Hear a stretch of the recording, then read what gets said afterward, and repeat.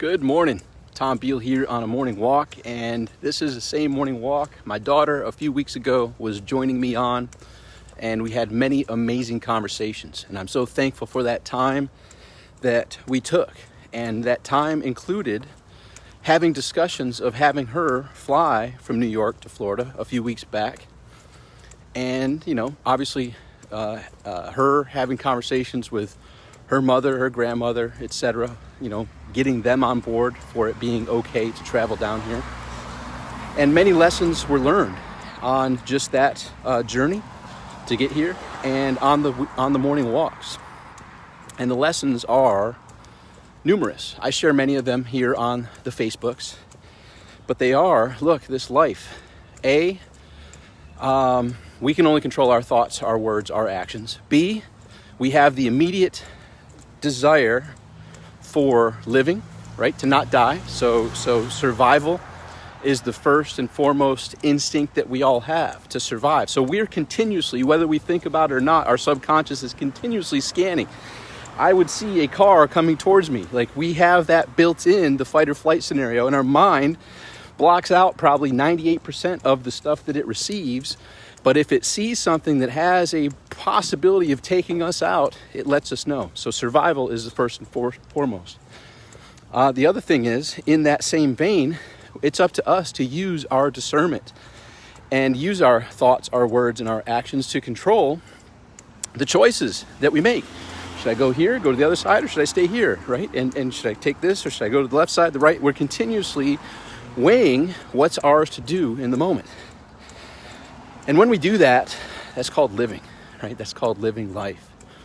And some of the conversations that we had were, if you look around, and Napoleon Hill's book, Outwitting the Devil, talks about 98% of the people are what's called drifters. They go where the winds push them. They're a boat without a sail. They go where the waves push them, and they're just, hey, life happens and pushes them around. Non-drifters are like, hey, here's where I am, and that's where I want to go.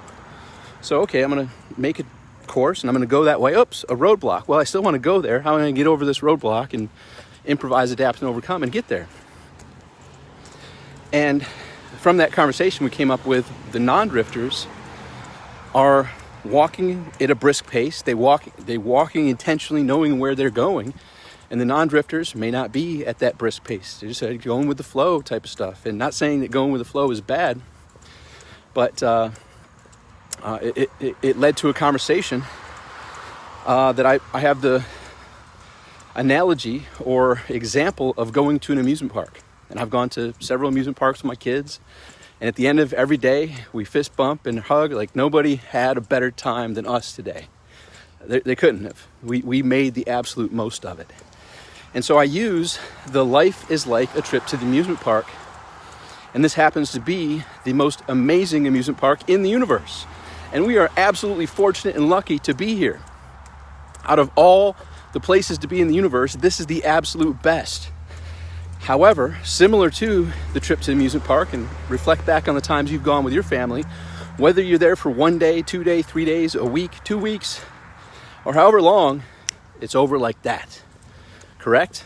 It's like, man, you get there, you're having a blast, and then before you know it, it's time to pack up and head back home. Well, similarly, here on this journey we call life, the greatest amusement park in the universe, we have this vehicle, our bodies. I suggest you take good care of this body. Like, it's the only one we got on this journey. And yeah, we're getting better with technology where we can, replace certain parts, just like the vehicles driving by, the cars and vehicles driving by. It needs a new battery, all right, great. It needs a new alternator, great. Our body has the different mechanics. We call our body mechanics doctors. They're pretty good now. The doctors can fix our vehicles up pretty good, yet I suggest you take care of it. Just like you would have if you had a really, really nice, your most amazing vehicle, you take really good care of it. Well, this is the most amazing vehicle in your world, your body. Take good care of it so you can have an adventure like no other at the greatest amusement park in the universe. But the trip's over quick. And the other rub of it is we all have to go. None of us can stay at the amusement park forever. This journey, whether we're here a day, a week, a month, a year, a decade, multiple decades, 20, 30, 40, 50, 60, 70, 80, 90, 100, 110, 120, it all goes like that. So while you're here, similar to how when you're at the amusement park, when we're done with one ride, we immediately like, okay, great, what's next? Where are we heading next? Well, let's ride this one again. Okay, cool, let's get back in line. And after everything, okay, cool, what's next? And living a life with that what's next brings you back to being, in many of the books that we've studied, if you're a reader or like studying history, some of the most prolific and mind-expanding books are how our point of power is here in this present moment, the now. Because the past, we can't change a single thing in the past. The future, that's yet to come. This is the only time that we get control our thoughts, our words, and actions, and say, here's where I am, and here's where I'm going, right? What's mine to do? Take this next step. What's mine to do? I feel called to put this video on and share a brief message with you, which, as you'll witness, indirectly goes back to remind my daughter on the topics of conversations that we've had discussions on many, many times. And I sent her a nice message this morning, wishing her the happy birthday and all this. So in this life, we are blessed to be in the most amazing amusement park in the universe. Our time here, just like any trip to the amusement park, whether it's a day, 2 days, 3 days a week, goes fast. So the key is, here's a little secret, live it. Get clear on where you are, get clear on where you want to go. Hey, I'm done with that ride, what's next?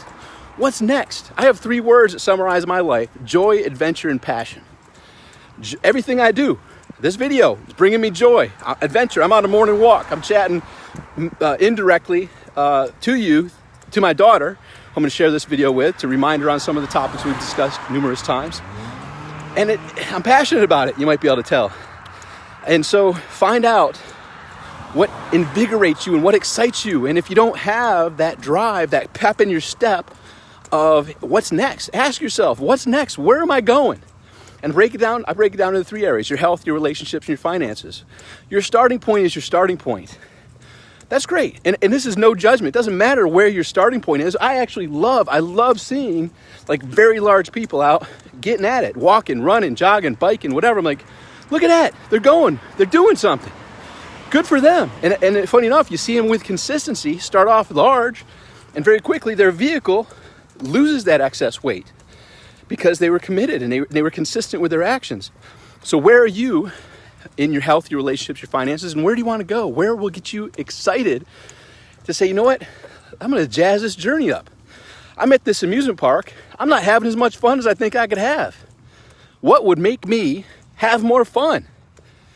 And it's a different answer for each and every one of us. So hopefully this finds you at a good place, because regardless of your journey up to this point, whether and trust me, there's a lot of people, and this is an interesting thing. I deal with a lot of highly successful people, and it's called the back from the moon syndrome.